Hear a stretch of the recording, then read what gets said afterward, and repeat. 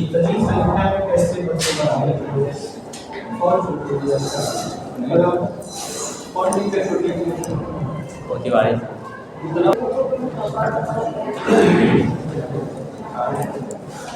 ऑक्सीकरण संख्या क्या होती है? अभी मैं जब छोड़ के गया था तो मैं ये पुराना याद दिला रहे थे, अब हमें पुराना याद नहीं दिलाना काम यस तो क्या हम उसकी चर्चा करेंगे।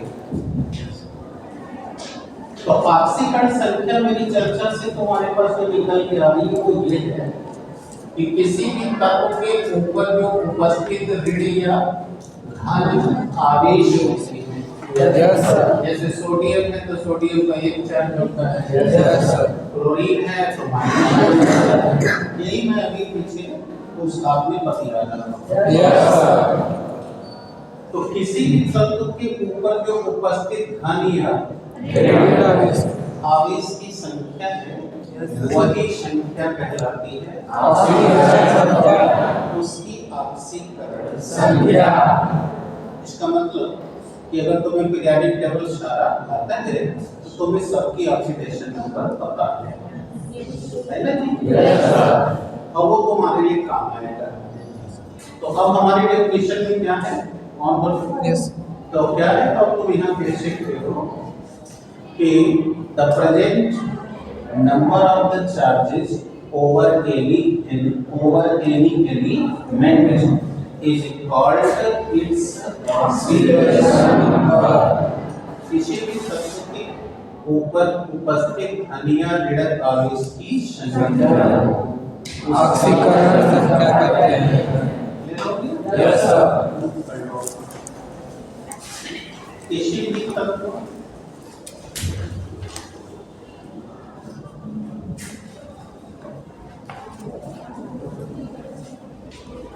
किसी भी तत्व पर उपस्थित धन या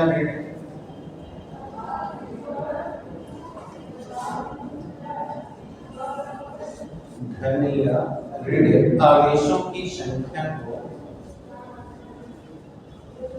उसकी ऑक्सीकरण संख्या कहते हैं। The present number of positive और negative charges over the elements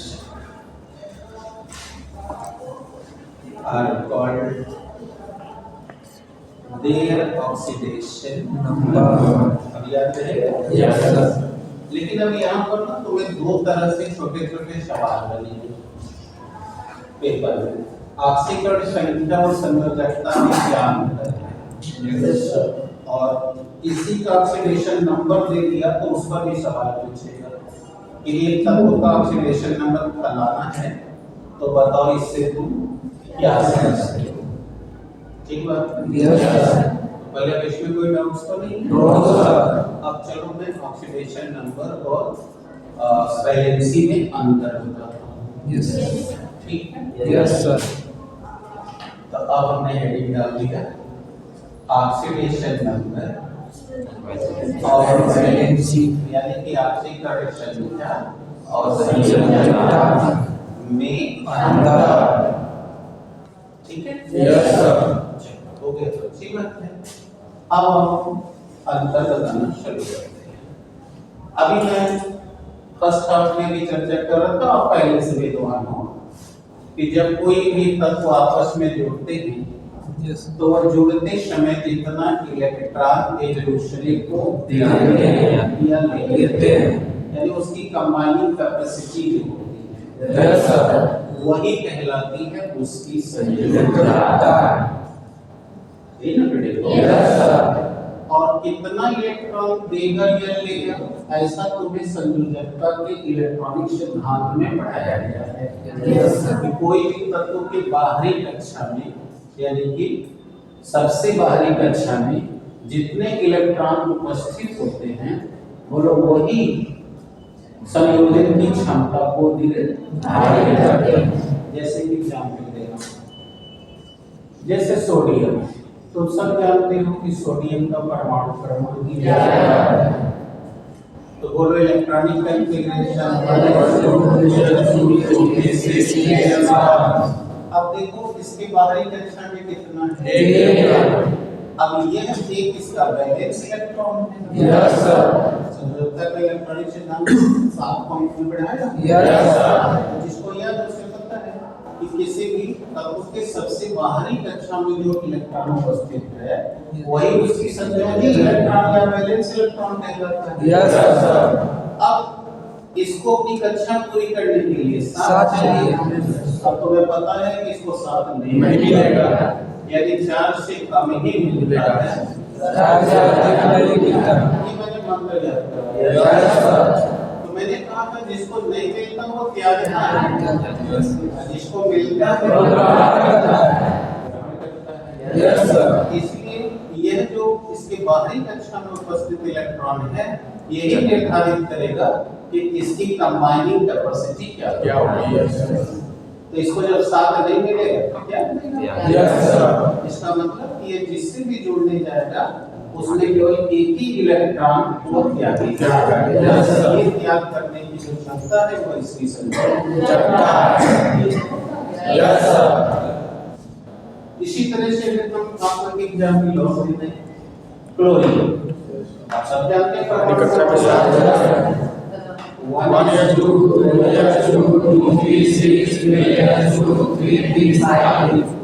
अब बताइए बाहरी कक्षा में अष्टक नियम के हिसाब से इसको 1 चाहिए। इसके वैलेंस इलेक्ट्रॉन 7 होगा। इसको अष्टक नियम के हिसाब से केवल 1 ही चाहिए, तो 1 ही इलेक्ट्रॉन ये ग्रहण करेगा। अतः इसी से जुड़ेगा तो 1 ही इलेक्ट्रॉन के बेस से वो जुड़ेगा, इसलिए इसकी संयोजकता 1 होगी।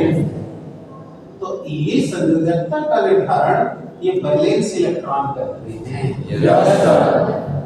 इसीलिए हम लोग कहते हैं कि कोई भी तत्व जो आपस में जुड़ता है तो उसकी जो कंबाइनिंग कैपेसिटी है यानी संयोजन करने की जो क्षमता है वह है संयोजकता। और उसका जो उपस्थित उसके ऊपर जो उपस्थित आवेश की संख्या है वो संयोजकता नहीं, वो ऑक्सीडेशन दिमाग काम कर रहा है। कोई डाउट है? यानी इसका 1 इलेक्ट्रॉन तय कर रहा है और इसका 7 इलेक्ट्रॉन तय कर रहा है। अब यह दिमाग में पहला अंतर क्या हो गया? पहला अंतर हो गया कि किसी भी तत्व पर उपस्थित धन या इसकी संख्या को ऑक्सीडेशन कहते हैं। और जब तत्व आपस में जुड़ते हैं तो जुड़ते समय वो जितना जुड़ते समय इलेक्ट्रॉन देता या लेता है वो कंबाइनिंग कैपेसिटी यानी वो संयोजन की क्षमता वो इसकी संयोजकता है।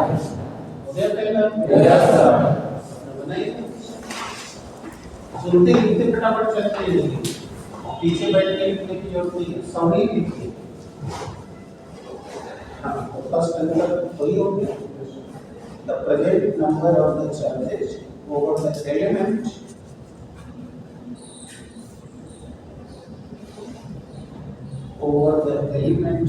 are called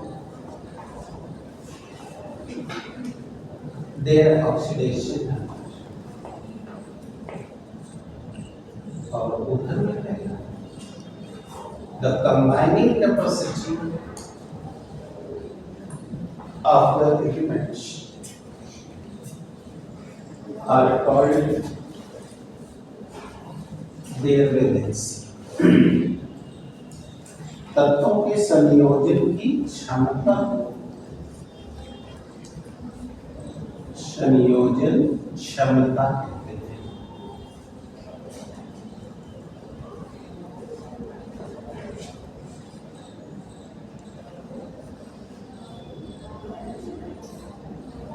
जल्दी जल्दी करो भाई, बहुत स्लो चल रही है, एकदम लिखाई इतिहास चलो हो जाने को तुम लोग का। अब देख चलो आगे होगी। तो जुड़ते समय यानी संयोजन करने की क्षमता को क्या कहते हैं? और वो कौन तय करता है? वह बाहरी कक्षा के इलेक्ट्रॉन तय करते हैं। संयोजी इलेक्ट्रॉन करते हैं, जैसे हम अंग्रेजी में वैलेंट इलेक्ट्रॉन कहते हैं। यस जो उसी में जो उसके सबसे बाहरी कक्षा में उपस्थित संयोजी इलेक्ट्रॉन कहते हैं।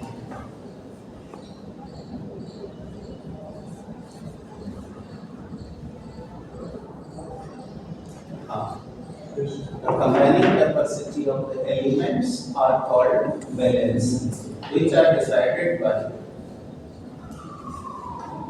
their valent electron. अब दूसरा अंतर क्या है? दूसरा अंतर ये है कि जब भी ऑक्सीकरण संख्या लिखी जाएगी वह चिन्ह के साथ लिखी जाएगी, और जबकि संयोजकता चिन्ह के साथ नहीं लिखी जाएगी। एक संयोजकता इसकी 2 है, इसकी 3 है, इसकी करनी होगी तो कहना होगा कि +1 है कि -1। समझ रहे? ऑक्सीकरण संख्या हमेशा चिन्ह के साथ लिखी जाएगी। Oxidation numbers are always represented along with its sign.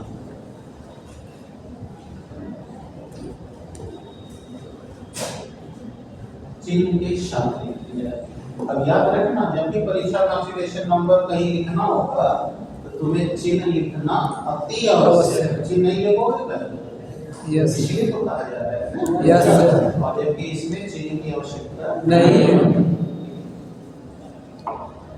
इसमें संयोजकता के लिए चिन्ह की आवश्यकता नहीं। और अब एक तीसरा अंतर बताने जा रहा हूँ। Whenever we represent the oxidation number, so then it will be always represented with the sign. Why? In balancing that is not important. Okay, दूसरा? Yes, sir. अब तीसरा क्या होता है कि किसी भी तत्व की ऑक्सीकरण संख्या +1, 0, -1 या इससे भी ज्यादा हो सकती है, लेकिन संयोजकता कुछ भी हो सकती है, लेकिन शून्य नहीं हो सकती। नहीं हो सकती। क्या दिमाग में? क्यों नहीं हो सकती? क्योंकि आपको पता है कि जिसके आउटर मोस्ट ऑर्बिट में 8 इलेक्ट्रॉन रहेगा उसकी कक्षा पूर्ण है, ना इसको इलेक्ट्रॉन की जरूरत है। आपने कहा कि कंबाइनिंग कैपेसिटी को संयोजकता किया है, तो इसकी तो कोई कंबाइनिंग कैपेसिटी नहीं। इसीलिए किसी भी तत्व की संयोजकता शून्य नहीं हो सकती, जबकि ऑक्सीडेशन नंबर शून्य भी हो सकता है, +1 भी हो सकता है, -1 हो सकता है, -2 हो सकता है। Yes sir. ऑक्सीडेशन नंबर +1, 0, -1 आदि हो सकते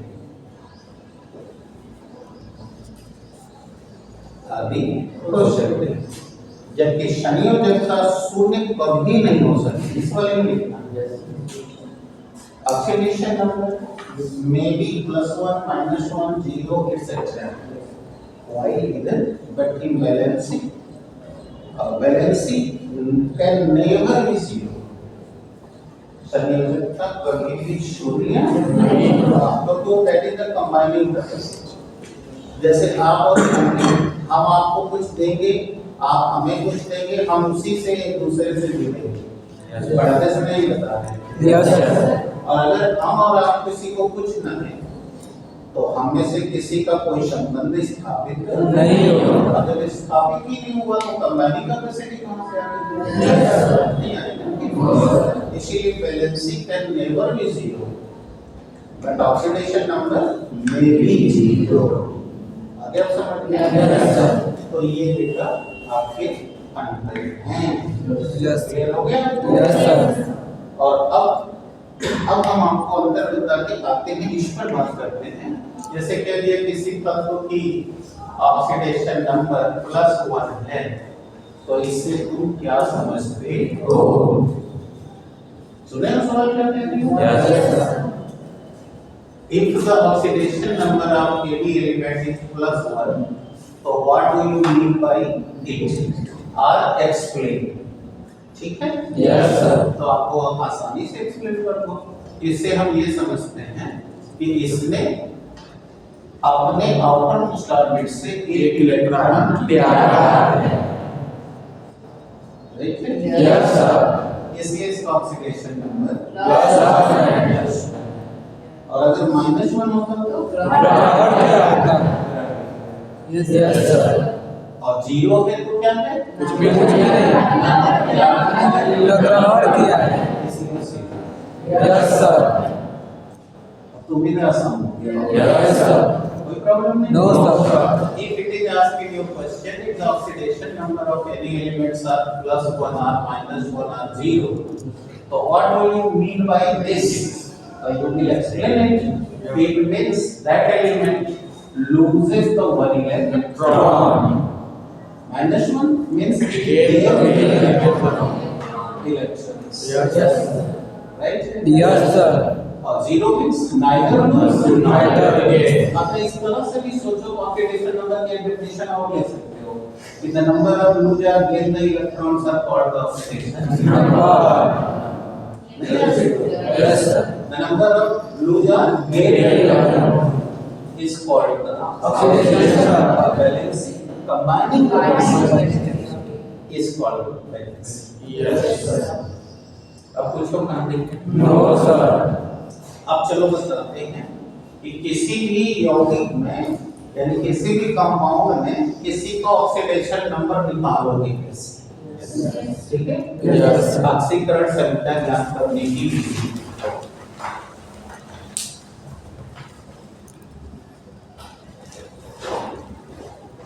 हाँ, हेडिंग डालो बेटा। Method to calculate the oxidation number of any elements in compound.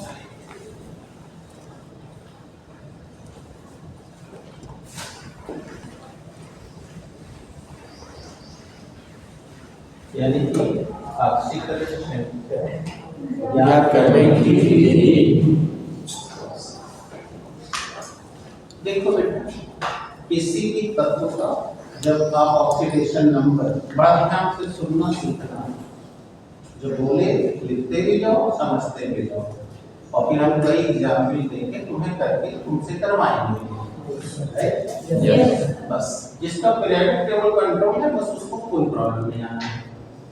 अब आओ सुनो, किसी भी जब तत्व का आप ऑक्सीडेशन नंबर निकाल रहे हो तो आपको 5 बातें ध्यान में पहले रखना है। ठीक है? क्योंकि वो तुम्हारी जमा पूंजी है या कह सकते हो टूल्स हैं।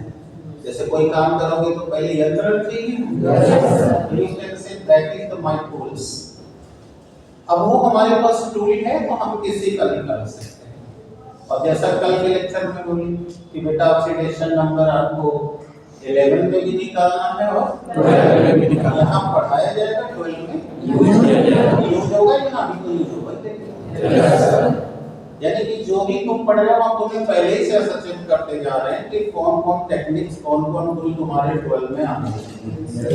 कोई चाहे फिजिक्स पढ़ाए कोई बताए कोई जो भी पढ़ा रहा हो सब बता रहा। तो इसलिए तुम अगर उस बातों को ध्यान में रख के काम नहीं कर रहे हो और अपनी तरफ से तुम छुट्टी मना रहे हो या गायब हो तो बेटा गायब रहो, कोई इशू नहीं है क्योंकि करियर तुम्हारा है। तुम जब कुछ करोगे तब वो तुम्हारे हाथ में जाएगा, नहीं कर रहे हो तो कहां से जाएगा? पकड़ो। देखो हमने कहा कि ऑक्सीडेशन नंबर निकालने जा रहे हो तो पहले तुम्हें 5 बातें ध्यान रखनी है। कौन सी 5 बातें? चले बातें ऑक्सीकरण संख्या ज्ञात करने के लिए आवश्यक तथ्य निम्न है। There are the following facts. which are required to find out the oxidation number.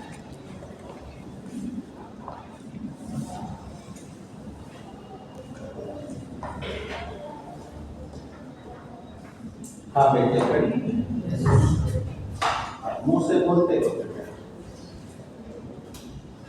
ठीक है? Yes sir. हमने कहा कि निम्न तथ्य आवश्यक, क्या आवश्यक है देखो। पहला तथ्य है, सुनो और लिखते रहो, कि अगर कोई भी अभिक्रिया में तत्व परमाणु या अणु अवस्था में है, क्या है? अणु अवस्था में है, तो उसका ऑक्सीडेशन नंबर हमेशा शून्य होगा। जैसा कि आज पढ़ाते समय मैंने एक जगह I2 आया था तो शून्य लिखा, yes sir.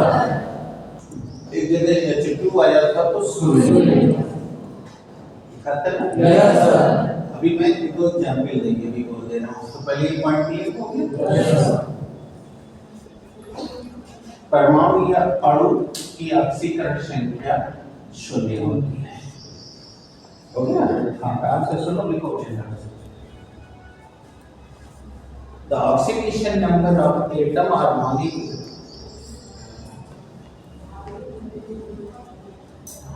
are always zero.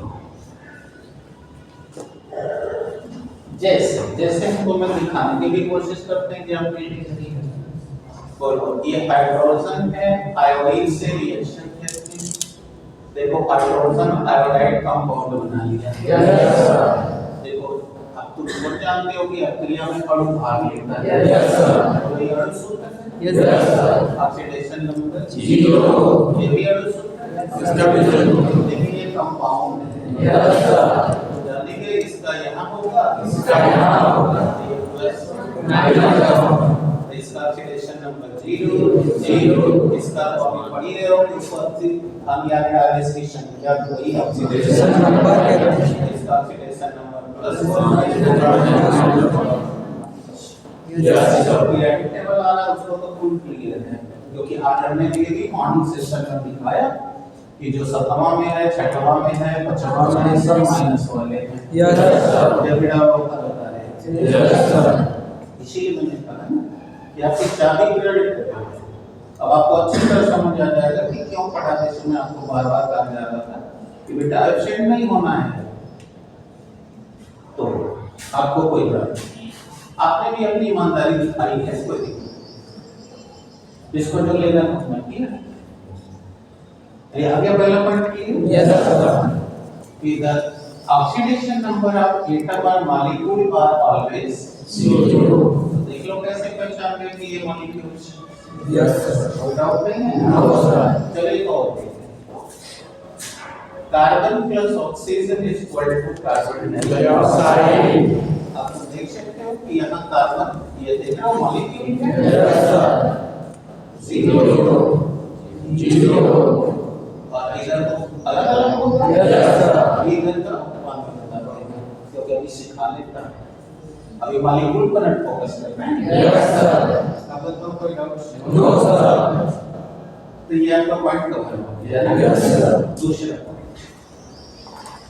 अब हम खाली टाइम जानकारी भी दे रहे हैं, मैं देख भी रहा हूँ कि बच्चे को अपना जानकारी डाल ले रहे हैं, कुछ भी दिमाग है उनको कोई प्रॉब्लम नहीं। चलिए बेटा। Yes sir. अब दूसरा जो बात समझना है, जो सबसे इम्पोर्टेंट है, इम्पोर्टेंट तो ये पांच की पांचों बातें हैं, लेकिन फिर भी मैं कह देता हूँ, वो था हाइड्रोजन। अब ऐसा क्यों कहा? ये कौन सी इम्पोर्टेंट है? तो सबको पता है पीरियोडिक टेबल में हाइड्रोजन को 2 जगह दी गई है। Yes sir. एक बार अल्कली मेटल के साथ वाले में रखा गया है, यस सर। और एक बार दोनों हैलोजन के साथ 7 से रखा गया है।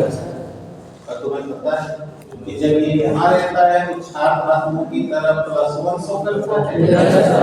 और जब यहाँ रहता है तो हाइड्रोजन की तरफ माइनस शो करता है। Yes sir.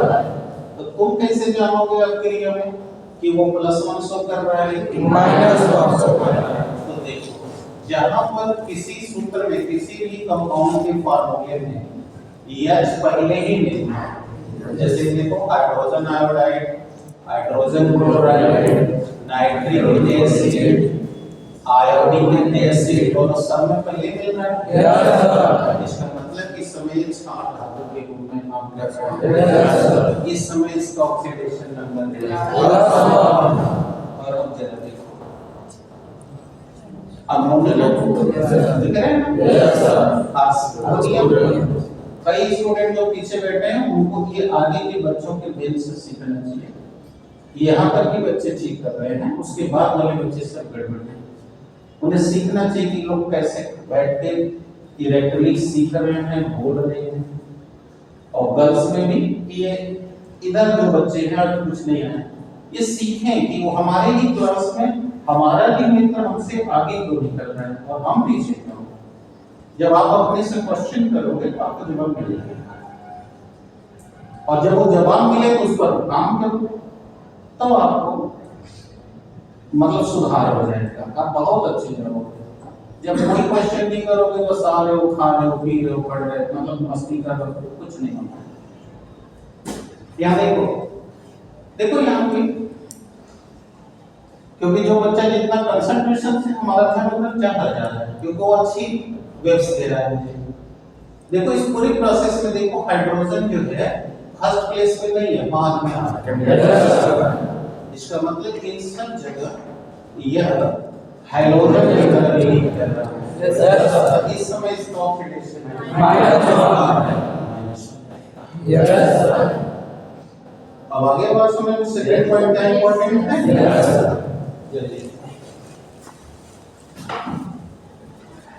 जब हाइड्रोजन अल्कली मेटल की तरह बिहेव करता है तब ऑक्सीडेशन नंबर +1, और हैलोजेंस की तरह करता है तो -1।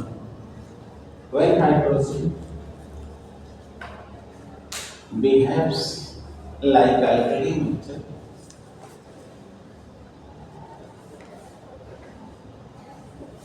then it shows the +1 oxidation.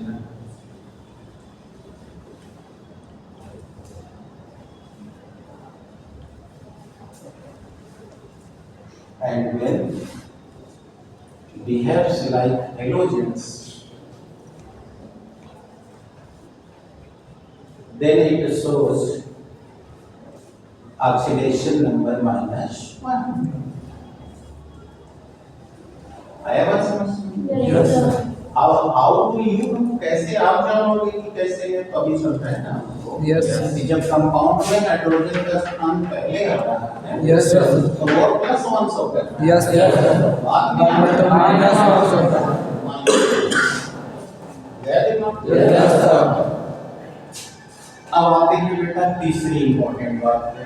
ये देखो ये टूल्स तैयार हो रहे हैं, माइंड में है टूल्स है, यानी इसके बिना तुम ऑक्सीडेशन नंबर काउंट नहीं कर सकते। ये टूल्स तुम्हारे पास है। तीसरा क्या है? तीसरा ऑक्सीजन पे है, जो आज ही मैंने मॉडल सेशन में दिखाया था कि जब कहीं भी ऑक्सीजन रिएक्ट कर रहा है, ठीक है, रिएक्ट कर रहा है, तो वो अगर पेरोक्साइड फॉर्म करना है, क्या पेरोक्साइड, तो ऑक्सीडेशन नंबर -1 बनेगा। और पेरोक्साइड छोड़ के दुनिया का कोई ऑक्साइड बना ले, हमेशा ऑक्सीडेशन नंबर -2 शो करेगा।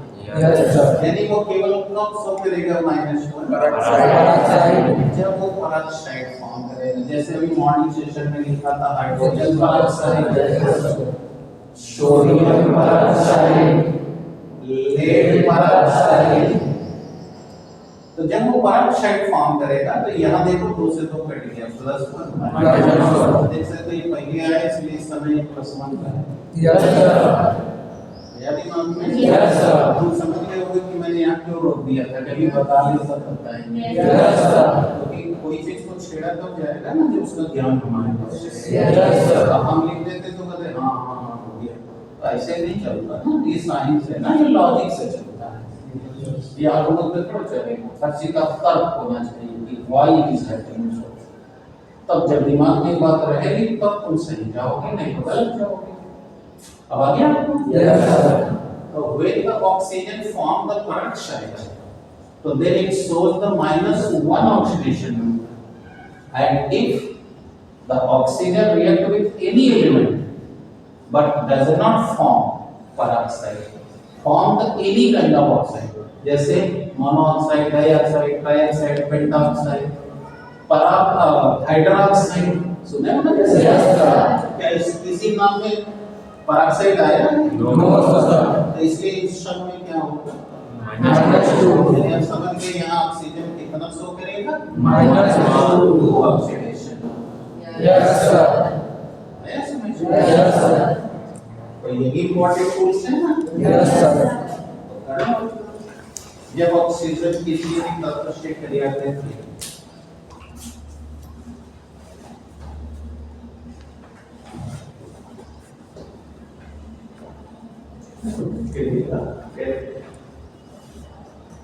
पेरोक्साइड बनाता है।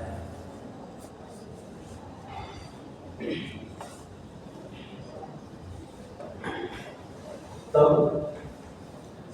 उसकी ऑक्सीकरण संख्या -2 आती है।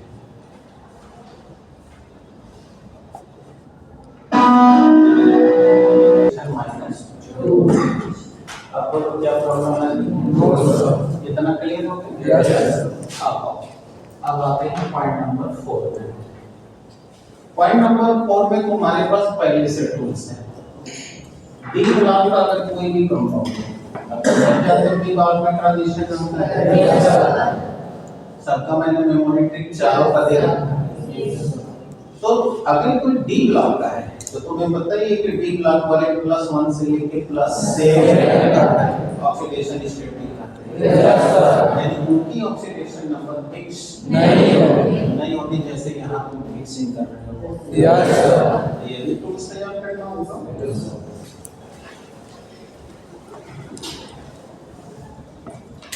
यदि तत्व ट्रांजिशन एलिमेंट है, यदि तत्व ट्रांजिशन एलिमेंट है तो उनकी ऑक्सीकरण संख्या परिवर्ती होती है। If the elements are concerned with the D block or transition elements,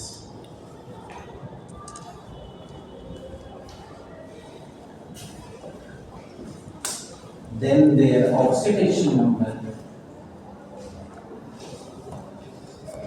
are variable। ठीक है, समझ आया? वेरिएबल यानी उनकी फिक्स नहीं हो, बदलती रहेगी। ठीक है, लोगों को याद है, लागू नहीं याद होगा कि 3 से लेकर के 7 तक लगातार बढ़ता है, फिर अचानक बढ़ता है। Yes, sir. चलिए, अभी कितने टूल्स दे दिए? 4। अब बोलो इतना में कोई प्रॉब्लम? No, sir. अब हम बताने जा रहे हैं कि निकलेगा कैसे। ठीक है? Yes. तो पहले तो 4 हम निकाल के दिखाते हैं और फिर तुम्हें जबानी निकालना भी बताते हैं। ठीक है? Yes. 5वां पॉइंट, वो लाइन छोड़ करके 2 लाइन नीचे से लिखना ताकि तुम्हारे दिमाग में आ जाए कि ये निकालने के तरीके देखें। लिखो, किसी भी यौगिक में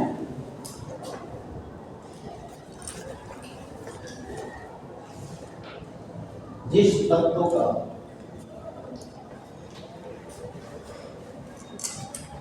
ऑक्सीडेशन नंबर ज्ञात करना होता है,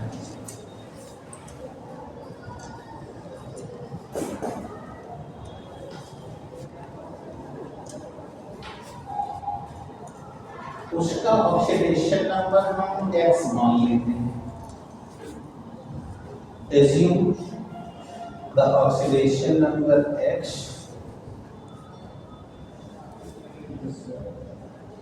of required elements। Okay, Yes, sir. फिर दूसरा पॉइंट बदल के दें, इसलिए इसके बाद देना अभी दिखाऊंगा तो तब आप मान लीजिएगा। सेकंड,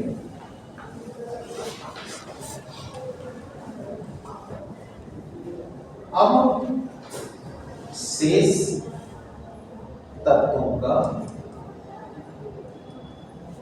ऑक्सीडेशन नंबर जितना होता है, अब जितना होता है ये आपको आएगा कितना होता है, तो क्या आपको पीरियोडिक टेबल पढ़ जाएगा, जितना बड़ा है यस सर, उतना चिन्ह के साथ ऐड करते हैं, ऐड माने जोड़ना। Second, the oxidation number of the rest of the elements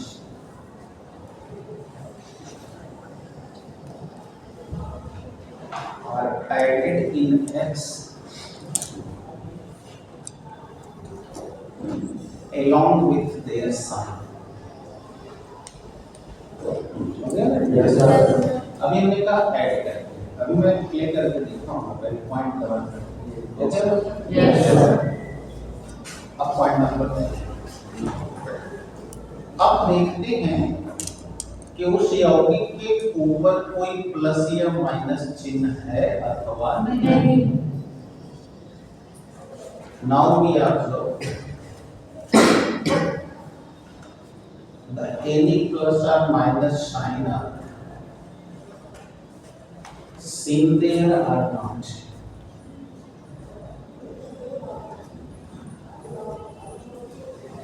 अब हम देखते हैं कि उसके ऊपर कोई प्लस या माइनस चिन्ह है या नहीं।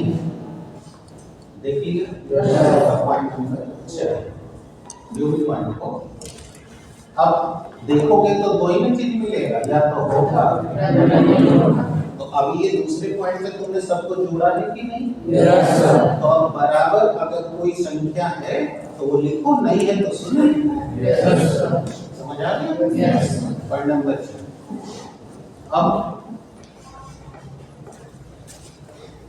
योग पॉइंट नंबर 2 वाले योग के बराबर पॉइंट नंबर 2, पॉइंट नंबर 2 मतलब जो 2 में लिखे हो, पॉइंट नंबर 2 वाले योग बराबर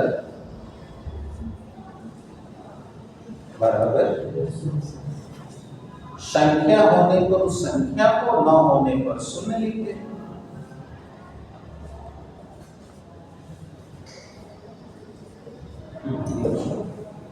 Point number 4, the sum which we get by point 2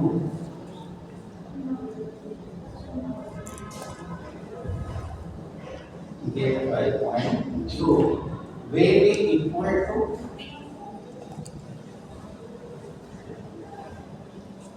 either 0 or the given number.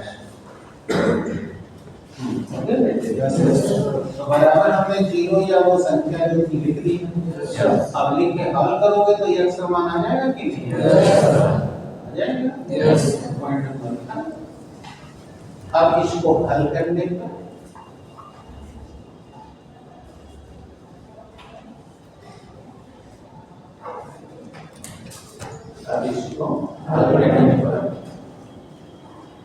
x का जो मान आता है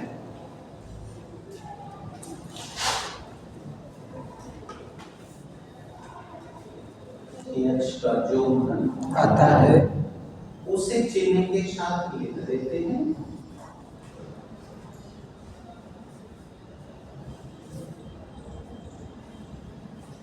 चिन्ह के साथ वही उसका ऑक्सीकरण संख्या कहलाता है। After getting the solution, the value of x which we get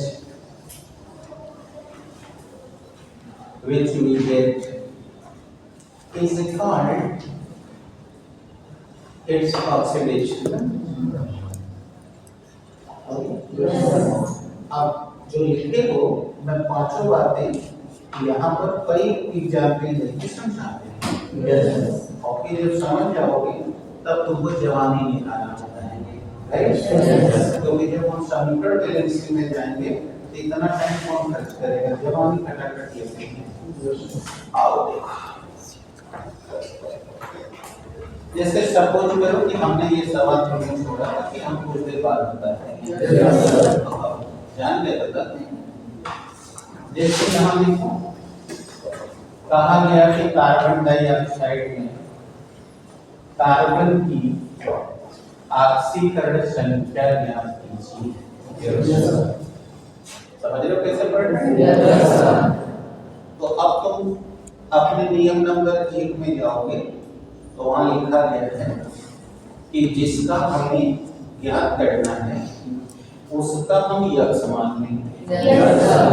अब नीचे में देखो, हमारी ही होते तो बोलो हमको किसका ज्ञान करना है, तो हमारी दूरी के हिसाब से हम इसका क्या करेंगे। अब हमने नियम नंबर 2 में लिखा है कि बाकी सबका ऑक्सीकरण संख्या जो तुम्हें आता है वो लिख के ऐड करो। ऐसा का तो तुम देख रहे हो कि इसके बाद ऑक्सीजन लगा हुआ है और ऑक्सीजन के बारे में मुझे टूल्स दिया गया है। अगर पेरोक्साइड है तो देख सकते हो डाइऑक्साइड का, तो इसका हो गया -2 और देखो 2 एटम है थोड़ा कर दीजिए। आप कुछ बचा? तो अब मैंने अगले नियम में लिखाया कि अब इसके बराबर इसके ऊपर देखो कि सुनना है, हमारे ऊपर देखो कुछ प्लस है माइनस है क्या है, या कुछ नहीं है। तो मैंने लिखा है कि जब कुछ ना हो तो अब हमने अगले रूल में लिखा है जब इसको हल करो x का जो मान आएगा वही उसकी ऑक्सीडेशन नंबर। x -4 बराबर 0 ना 4 प्लस 4। क्योंकि तुम्हें पहले बताया गया ऑक्सीडेशन नंबर बिना चिन्ह के मैंने संख्या अंतर लिखा। तो अब तुम्हारे कार्बन का ऑक्सीडेशन नंबर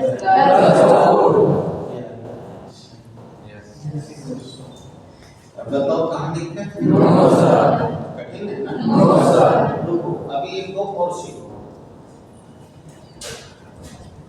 देखो ये है पोटेशियम डाइक्रोमेट और कह दिया क्रोमियम का ऑक्सीडेशन नंबर बताओ। हम उसके नीचे अंडरलाइन कर दे। चलो तो तुम्हें पता है कि ये फर्स्ट ग्रुप का है, ऑक्सीडेशन नंबर +2 इसका पूछ x बोलो ये तो डाइक्रोमेट है, ये तो अपार साइड है तो -2 कुछ नहीं है तो 2 एटम 2x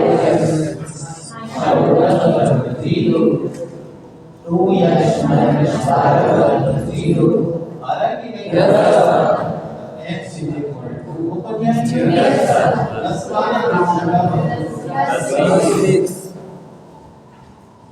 कुछ तो करना इसका मतलब क्रोमियम का ऑक्सीडेशन नंबर अब कोई प्रॉब्लम? No sir. अब ये देखो ये है पोटेशियम क्रोमेट, ये था डाइक्रोमेट, वो है क्रोमेट। अब हमसे पूछ दिया कि इसमें भी क्रोमियम बताओ तो बोलो ये yes sir +1 × 2 s -2 × 0 +2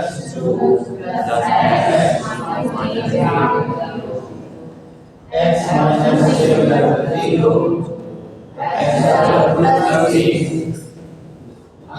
yes sir. अब कोई दिक्कत? No sir. अगला डाइक्रोमियम ट्राइऑक्साइड यस सर। मैं कह दिया क्रोमियम का यस बोलो x -2 -0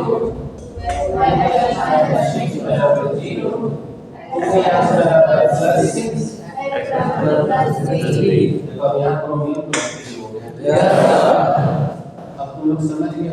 ये दो स्टेट क्यों दिखा रहा है, क्योंकि डी ब्लॉक वाला है। इसको याद होगा, शक्ति भी कर्मन हेवे विभूजन, यही है ना। शक्ति स्टैंडियम टाइटेनियम वैनेडियम शक्ति भी कर्मन आगे एक वो विभूजन। अब इसके आगे जाने का आयतन है कोबाल्ट है, इसके बाद कॉपर है, फिर ये पहला ट्रांजिशन। ये देखो ये वैलेंसी की लिमिट्स हमारे ऑक्सीडेशन की लिमिट्स को करना है। बताओ अब चलेगा ग्रुप को पॉजिटिव नेगेटिव दिखाते हैं। देखो यहाँ ये ऑक्सीडेंट है, देखिए तुम लोग को जब केमिस्ट्री प्रैक्टिकल पढ़ा रहे थे तो इससे परिचय करा रहे थे। कंसंट्रेटेड सल्फ्यूरिक एसिड होता है। अब यहाँ कहते हैं कार्बन, अब तुम्हें ये लिख जाएगा ना, तुम्हें पढ़ाया गया क्यों 12 के साथ बताया गया, लेकिन उसके पीछे कोई योजना नहीं। तो इसके लिए जो मेहनत करेगा, जो लगा रहेगा, बस वो ही कामयाब होगा। अब बोल रहे इसका मान लिया x हुए 2 प्लस माइनस 2 हुए 4 माइनस 2। अब तीनों नहीं ना लिख सकते, no sir, 2x minus 4 minus 2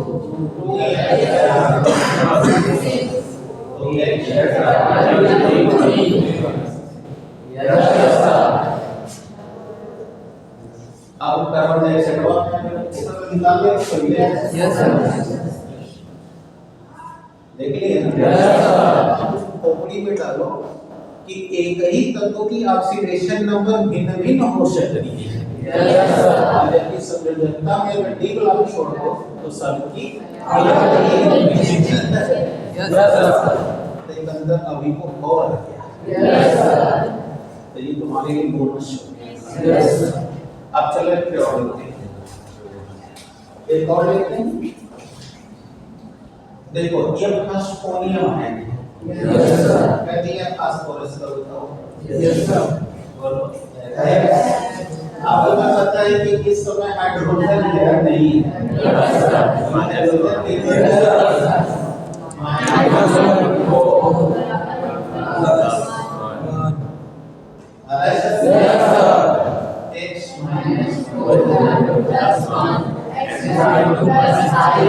देख सकते हो, ये फास्फोरस पांचवा ग्रुप का है।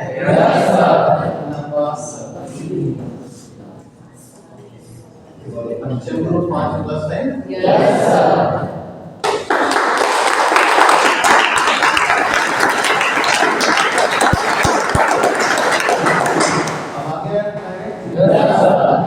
अब ये मैंने अभी कैलकुलेट करके दिखाया। अब तुमको जवानी भी दिखाना चाहता हूँ कि जवानी कैसे करें। तो पहले और तुम लोग कर लो, सल्फ्यूरिक एसिड में सल्फर अपना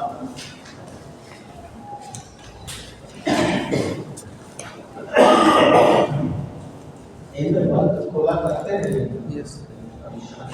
इसका माइनस 2 और 3 को 6 में 1 जोड़े से 5 मैंने कहा तो चीना उसका उल्टा हो प्लस 5। यस सर, यहां देखो 7 गुना 14 2 12 6 7 गुना 14 2 प्लस हुआ 12। यस सर, 2 6 का 12 प्लस 6। यस सर, यहां देखो 4 1 4 5। यस सर, आ रहा है। यस सर, यहां देखो 4 2 8 2 6 2 3 6 आ रहा है जवानी। यस सर, यस सर, बस एक क्लू है, लेकिन ये तब आएगा जिसको आता है सारा, मतलब जिसका पीरियड टेबल कंट्रोल है, ये सब आता है। यस सर, तो वही नहीं पढ़ना पड़ेगा। यस सर, जैसे बचपन में पढ़ा याद किया तभी नहीं पढ़ा रहेगा। यस सर, अब चलो और किसी का भी कंसेप्ट मुझे बताइए। अब यहाँ देखो हाइड्रोजन, अगर मान लो आयोडीन का पूछ रहे हैं तो इसका प्लस में निकल जाएगा माइनस। यस सर, अब आगे ऑक्सीडेशन नंबर लिखा है तो ये देखिए नो सर। चलिए तो तो आप सोचो कि ये तो अभी हम उस ग्राउंड पे आए जो हेडिंग डाली गई थी। ऑक्सीडेशन नंबर के आधार ऑक्सीडेशन नंबर बढ़ेगा, ऑक्सीडेशन घटेगा। अब आप जैसे एक रिएक्शन में दिखाते हैं, अभी तो हम लोग उसके लिए तैयार हो रहे हैं। यस सर, पॉइंट वो था। अब जैसे देखो, जैसे यहाँ लिखा था कि मर्क्यूरस क्लोराइड स्टैनिक क्लोराइड से रिएक्ट करके मर्क्यूरी क्लोराइड और स्टेनस क्लोराइड बनाना है। यस सर, बन गया। Yes sir. अब हमसे पूछ लिया कि बताओ इसमें किसका ऑक्सीडेशन हुआ है और किसका रिडक्शन हुआ है। यस, अब सीखना। अब देखो जवानी वाला काम करना है। यस, तो हमने क्लू दिया कि पहले ऑक्सीडेशन नंबर निकालना। यस, तो देखो यहाँ -1 2 और 2 +1 हो गया। यस सर, ऐसे बन गया। Yes sir. अरे भाई इसका करते ही यस, 2 प्लस -1 होंगे 2 बराबर 0, तो 2x बराबर 2 बराबर प्लस 4। Yes sir. और जवानी आ रहा है तो इसका ऋण टू के 2 हो गया, वो पलटा लेगा +1, ये 2x है, 2 से 2 काट गया। यस सर, आगे। यस सर, यहाँ समझिए -1 4 +4 हो गया, यहाँ देखो -1 2 +2 हो गया, -1 2 +2 आ गया। Yes sir. अब यहाँ ऑक्सीडेशन नंबर 1 से बढ़के 2 हो गया है। Yes sir. बताइए क्या है oxidation. Yes sir. Oxidation number 4 से घट के 2 हो गया है। Yes sir. अब ये भी ना लिखना पड़े, उसका संकेत बताओ। यस, जब बढ़ेगा तो वजनी होगा तो बैठ जाएगा। यस, हल्का होगा तो उठ जाएगा। तो देखो ये ऑक्सीडेशन हुआ, इसके नीचे मार्क नीचे थी। ये उठ गया है, हल्का हो गया ऊपर, तो ये ऑक्सीडेशन बता रहा है, ये रिडक्शन बता रहा है, यानी ये चिन्ह है। Yes sir. जिसके नीचे नीचे तीर मारोगे ऑक्सीडेशन बता है।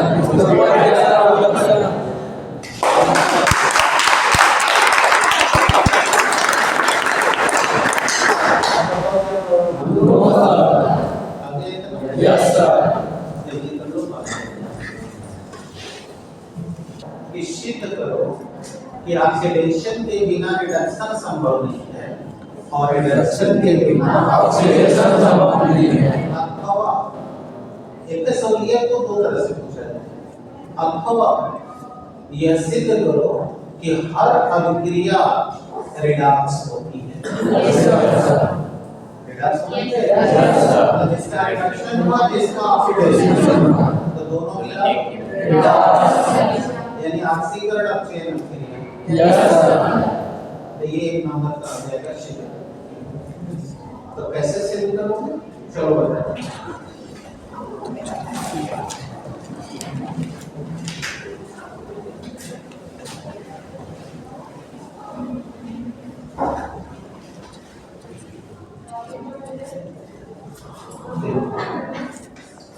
बोलो इस क्रिया में तुमने इसको ऑक्सीडेशन कहा है। Yes sir. बोलो ये मरकरी जो है +1 से +2 हो गया। यस, इसको याद करो, प्रथम अर्ध अभिक्रिया यानी फर्स्ट हाफ रिएक्शन। मरकरी +1 से मरकरी +2 हुआ है। ठीक है। Yes sir. आगे बैलेंसिंग सूत्र प्लस यहाँ की प्लस एक ज्यादा है। Yes sir. इसमें एक इलेक्ट्रॉन अब बताओ इलेक्ट्रॉनिक आधार पर ऑक्सीडेशन हो गया कि नहीं। Yes sir. अब बोलते ये रिडक्शन क्या नाम है। Yes sir. Hn+4 से Hn+2 Hn+4 से बोलो बैलेंस करोगे, दो इलेक्ट्रॉन इस साइड में जोड़ोगे। Yes sir. अब बोलो ये ग्रहण कर रहा है इसीलिए अब बैलेंस करो। तो इसको इलेक्ट्रॉन काटने के लिए इसमें 2 से गुणा करें। जैसे ऊपर समीकरण लगाते हैं तो 2 से गुणा करेंगे तो 2 प्लस माइनस कट जाएगा। ये इधर आते ही माइनस होगा, प्लस माइनस कट जाएगा। दिक्कत? No sir. अब यहाँ देखो 2 का गुणा हो गया तो ये आ गया 2 मरकरी यानी मर्क्यूरस। लेफ्ट में देखो Cl प्लस 4। अब राइट में जाए yes sir 2 mercury S right. Yes sir. अब चेक करो कि सही है गलत है। तो अभी चेक करना बताएंगे, पहले समझ लो क्योंकि पहला सवाल पूछा गया था कि सिद्ध करो कि बिना ऑक्सीडेशन के रिडक्शन संभव नहीं है या बिना रिडक्शन के ऑक्सीडेशन संभव नहीं और हर अभिक्रिया रिडक्स होती है। Yes sir. देखो ये ऑक्सीडेशन भी है। यस तो इस अभिक्रिया को क्या कहना चाहिए? रिडॉक्सिलेशन। Yes sir. यानी कि ऑक्सीकरण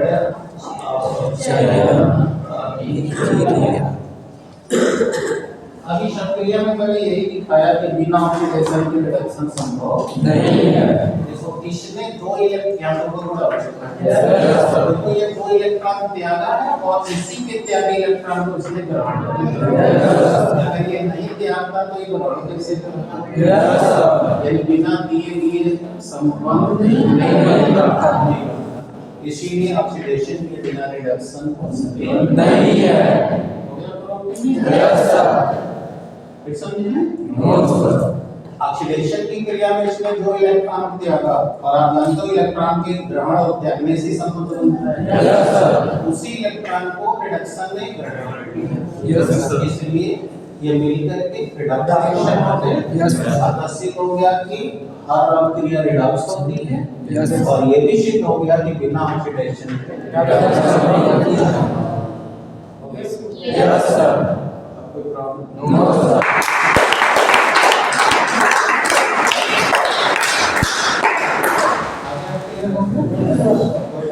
नो सर।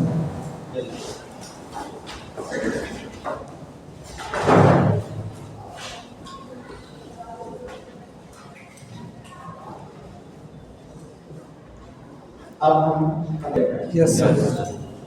चलिए अब हम आपको बताएंगे अगला पॉइंट ऑक्सीडाइजिंग एजेंट और रिड्यूसिंग एजेंट क्या होता है। Yes sir. ऑक्सीकारक पदार्थ पहले रखते हैं की होगा के बाद में होता है ऑक्सीकारक पदार्थ यानी ऑक्सीडाइजिंग एजेंट। चलिए यस सर।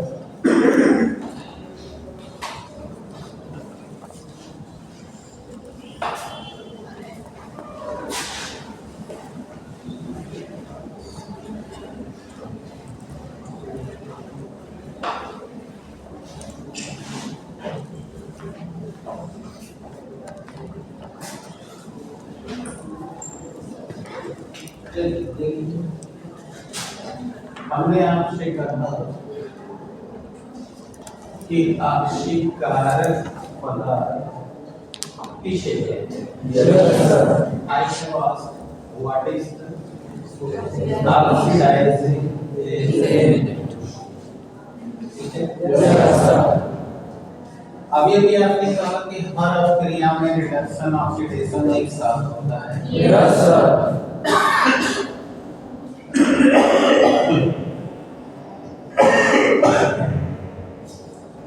तो दोनों अभिक्रिया होने के लिए कम से कम 2 लोग चाहिए ना। Yes sir.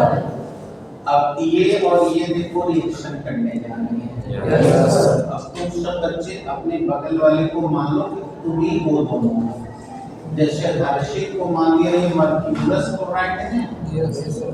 और शुभम को मान लिया ये स्टैनिक क्लोराइड है। ज्यादा वाले को ही बोले थे ना। ठीक है। Yes sir. तो दोनों लोग एक साथ मिल गए। अब इन दोनों का संबंध लंबे समय तक चले, इसलिए ये दोनों एक दूसरे से जब तक लेन देन नहीं करेंगे तब तक संबंध नहीं बनेगा। जैसे कि आप दोनों एक साथ बैठे हो, ऐसे तो बोलो ना, हर किसी को अपने अपने को मान लो, तो जिसके साथ बैठ उठ रहे हो, अगर उसको पेन की जरूरत हो गई तो आप उसको पेन दोगे तबे संबंध चलेगा। आपको पानी की आवश्यकता होगी, इनके बॉटल में पानी है, या ये जा रहे बाहर तो कभी भैया हम लोग लेते आना, तो इनको लाना पड़ेगा तभी ये संबंध चलेगा। अर्थात बिना लिए दिए संबंध नहीं चलेगा। अब इसी में कोई एक ऐसा पदार्थ है जो अपनी आजीविका चलाने के लिए एजेंटी का काम करता है। तो लोग क्या करते हैं, कलामे LIC के एजेंट है, उनके पास जाइए, वो आपका जुगाड़ बना देंगे। तो अब हम यहीं से चलते हैं। ये रहे हर्ष और ये LIC के एजेंट, ठीक है। तो बताओ ये क्या करेंगे? अगर ये LIC के एजेंट है, LIC इनको तनख्वाह दे रही है, तो इनको भिन्न लोगों के पास जाना होगा, कहना होगा, LIC की पॉलिसी बदलनी होगी, बताना होगा कि इसमें इतना प्रीमियम है, इतना जमा करोगे तो इतना फायदा मिलेगा। और इनकी बातों से जो प्रभावित हो जाएगा वो कहेगा भैया हम कहेगा। तो अब मान लो कि इन्होंने शुभम को मोटिवेट कर दिया और शुभम तैयार हो गए कि हमारा पॉलिसी करा दीजिए। तो पॉलिसी किसका होगा? शुभम करवाएगा कौन? हर्षित बताओ इनके पॉलिसी के एजेंट हो गए कि नहीं? अब वही दृश्य बदल रहा। अब ये LIC का एजेंट नहीं चाहिए हमको, अब यहाँ हर्षित शुभम नहीं चाहिए, अब यहाँ रसायन चाहिए, यानी अभिकारक, क्योंकि आपकी भाषा में से अभिकारक तो जब कोई अभिकारक दूसरे अभिकारक का, यानी जब हर्षित दूसरे लड़के का, ठीक है, जब कोई एक अभिकारक दूसरे अभिकारक का क्या करवा दे? ऑक्सीडेशन, ठीक है, तो वो वाला रसायन उसका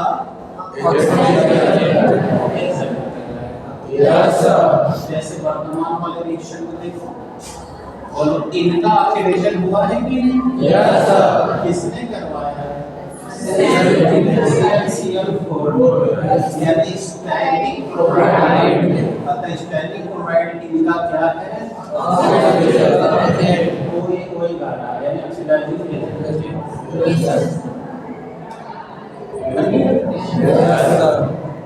अब एक प्रेम फ्री ले, बताओ जो ऑक्सीडाइजिंग एजेंट है उसका सोडियम रिडक्शन हो रहा है, इसलिए अभिक्रिया में जिसका रिडक्शन हुआ वही है ऑक्सीडाइजिंग एजेंट, यानी अब उल्टा चलो, बताओ कह सकते हैं इसने इनका रिडक्शन करवाया, ये हो गए हो गए कि नहीं? अतः एक परिभाषा और होगी, जिसका ऑक्सीडेशन होगा वही होगा रेडियोसिटी, यानी इनकी भी समझ आ गया?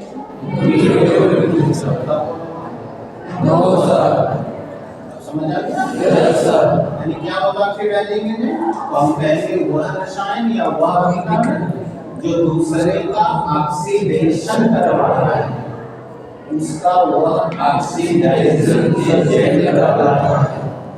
No sir.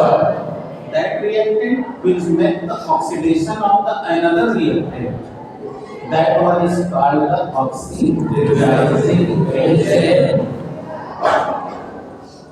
पहली कंडीशन होगी। Yes sir. कोई दिक्कत आया? No sir. No. किसी अभिक्रिया में वह अभिकारक